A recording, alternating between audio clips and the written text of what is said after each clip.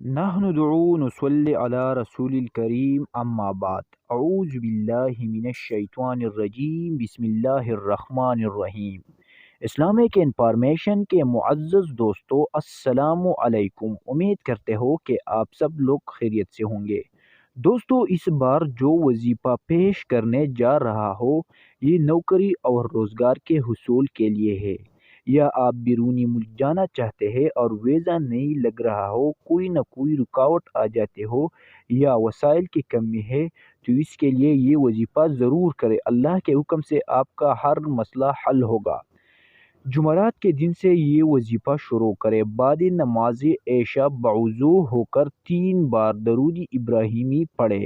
اس کے بعد یا فتحوں کو 92 مرتبہ پڑھے۔ اس کے بعد پھر سے 3 مرتبہ درود شریف پڑھے اور وظیفہ کو مکمل کرے اور اللہ پاک سے دعائیں مانگے۔ 13 دن تک اس وظیفہ کو اسی ترکیب کے ساتھ کرے اور اپنے مقصد کو تصور میں رکھ کر کرے۔ اللہ تعالیٰ کے حکم سے انشاءاللہ العزیز اللہ تعالیٰ آپ لوگوں کے سارے جائز مرادیں پورا فرما لیں گے۔ اسی طرح یہ وظیفہ کرتے وقت نماز کے پابندی انتہائی لازمی ہے، یعنی ان 13 دنوں میں نماز کو نہیں چھوڑنا ہے، کیونکہ اس کی وجہ سے وظیفہ کا جو اثرات ہے وہ کم ہو جاتے ہیں۔